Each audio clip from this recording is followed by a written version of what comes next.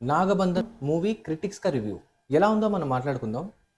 ఏముందండి మాట్లాడుకోవడానికి ఎక్స్‌పెక్ట్ చేసినట్టే ఉంది. యాజ్ ఇట్ ఈస్‌గా ఉంది.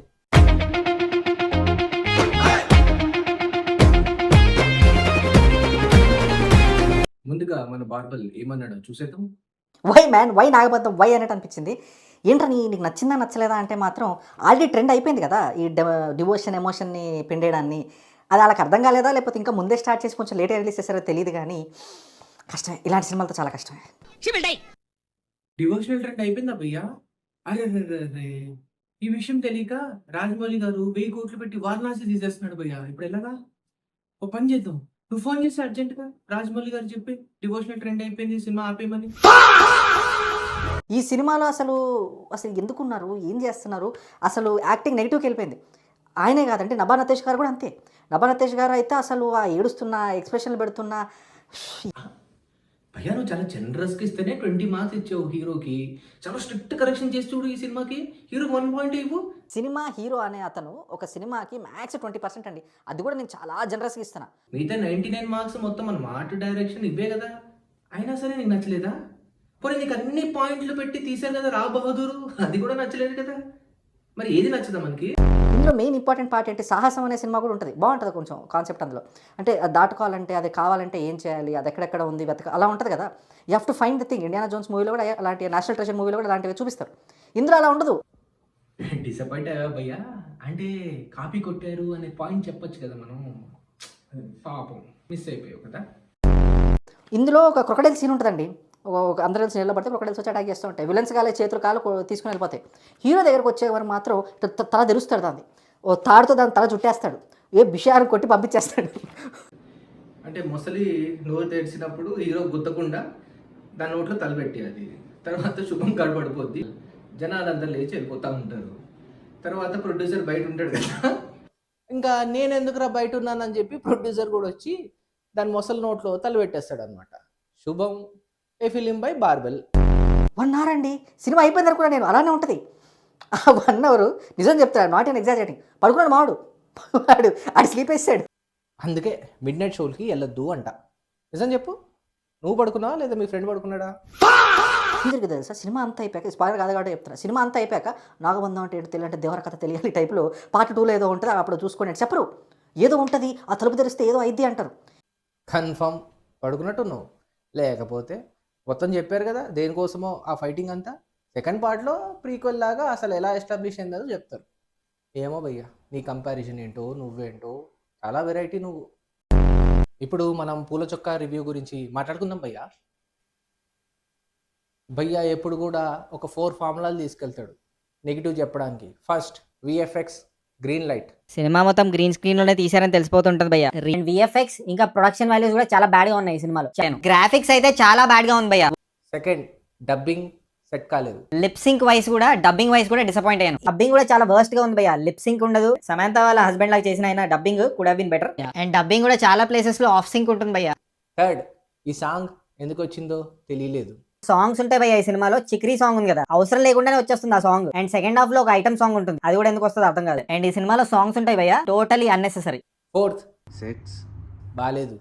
మళ్ళీ ఇవే పాయింట్లు యాజ్ ఇట్ ఈస్ గా చెప్పాడేమో, చూసేద్దాం. ఈ సినిమా బడ్జెట్ 130 crores అంట భయ్య. ఫుల్ టు లోడెడ్ గ్రాఫిక్స్ తో ఉంది అండ్ విఎఫ్ఎక్స్ ఉంది అండ్ చాలా సెట్స్ కూడా ఉన్నాయి భయ్య ఈ సినిమాలో బడ్జెట్ అంటే స్క్రీన్ మీద కనిపిస్తుంది. ఓ ఆర్ట్ వర్క్ విఎఫ్ఎక్స్ బాగున్నాయా? నేను అసలు ఎక్స్పెక్ట్ చేయలేదు. You are proving me wrong. ఇప్పుడు నెగటివ్స్ విషయానికి వస్తే, to capture the audio of the actors, వాళ్ళు ఏం చెప్తున్నారో ఎడిటింగ్ టైమ్ లో వినిపించడానికి, ఎడిట్ ఈజీ అవడానికి బూమ్ మైక్స్ ని వాడేవాళ్ళు. ఇప్పుడు హోలీ ల్యాండ్ మైక్స్ ఇంకా వైర్లెస్ మైక్స్ వాడుతున్నారు.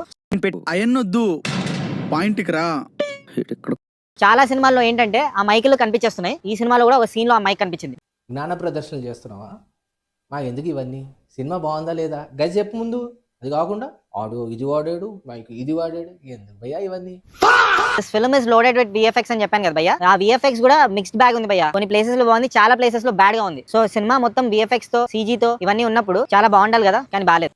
విఎఫ్ఎక్స్లు బాగాలేదు. గదేం భయ్యా నీ లిస్ట్లో బాగాలేదంటే ఆ 4 పాయింట్లు రాసుకోవచ్చు, గదే చెప్తావా?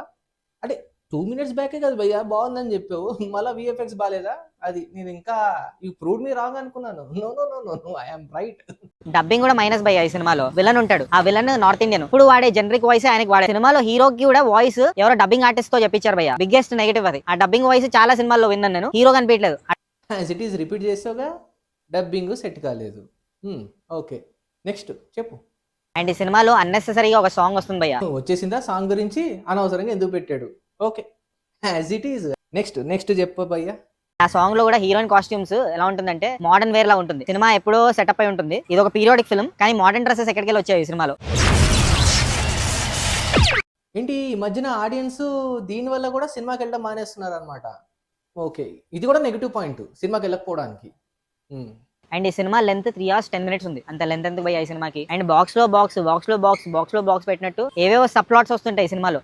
పని చేస్తారు భయ్య, డైరెక్టర్ నీ కోసమే తీస్తాడు సినిమా. ఓ నువ్వే చూడు ఆ సినిమాని, ప్రొడ్యూసర్ కూడా నువ్వే అవ్వు. ఎందుకు వచ్చింది వేరే ప్రొడ్యూసర్ చెప్పు.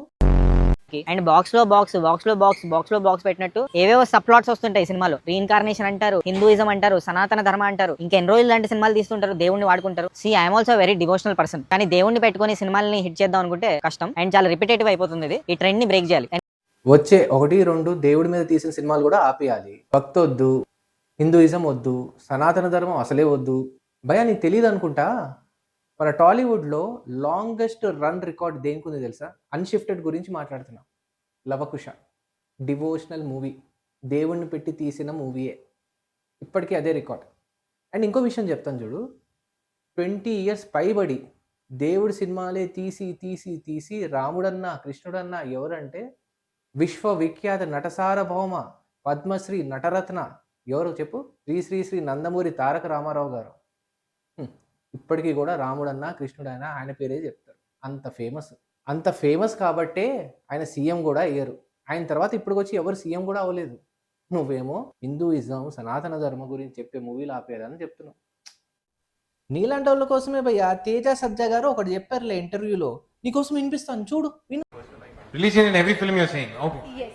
Ma'am, I don't understand this question. Nobody asks anybody who does the same love story again and again and again. Why are you asking when we are trying to show our dharma? We have to be proud of it. This is our land. Sure, we are. This is our... No, ma'am. Convenience కి తగ్గట్టు reptiles snakes ని వాడుకుంటుంటారు భయ్య. ఏంటి భయ్యా నాగబంధ మూవీలో పాములు పెట్టకుండా నిన్ను పెట్టి తీస్తారా ఏంటి? ఓకే, ఎంత రేటింగ్ ఇస్తావు మరి? సో ఫైనలీ ఈ సినిమాకి నేను ఇచ్చే రేటింగ్ 0.99 టమాటోస్ భయ్య. నాట్ ఈవెన్ 1 రేటింగ్ అబ్బయ్యా. మూవీలో బిర్యానీ ఏం పెట్టలేదా భయ్యా నీకు? రివ్యూ మరి 1 ఇచ్చావు. ఈ సినిమా నాకు ఎలా అనిపించిందంటే అండి, మరీ రివ్యూవర్స్ చెప్పినంత వర్స్ట్గా అయితే డెఫినెట్గా లేదు. థియేటర్కి వెళ్ళి నేను వాచ్ చేస్తానా అంటే డెఫినెట్గా 1 time వాచ్ చేయొచ్చు. Because of rich looks, scenes చాలా బాగున్నాయి, గ్రాండర్ లుక్స్ ఉన్నాయి, చూడొచ్చు. ఎక్స్పీరియన్స్ కోసం థియేటర్కి వెళ్ళి 1 time వాచ్ చేయొచ్చు. కానీ మళ్ళీ నేను ఓటీటీలో అదే మూవీ చూస్తానా అంటే ఐ డోంట్ థింక్ సో అండి. కానీ ఇది ఓటీటీ కన్నా థియేటర్లో వాచ్ చేసే మూవీ అయితే ఖచ్చితంగా. అండ్ ఈ మూవీ మీద లాట్ ఆఫ్ ఎక్స్పెక్టేషన్స్ అయితే వెళ్ళకండి. ఓకే, మరీ అంత సూపర్గా నాకు నచ్చిందని నేను చెప్పలేను. Okay, watchable. సో మీరు ఈ రివ్యూస్కి ఎన్ని పుచ్చకాయలు ఇస్తారో కమెంట్ చేసేయండి. సబ్స్క్రైబ్ చేసుకోవచ్చు కదా. చుప్పు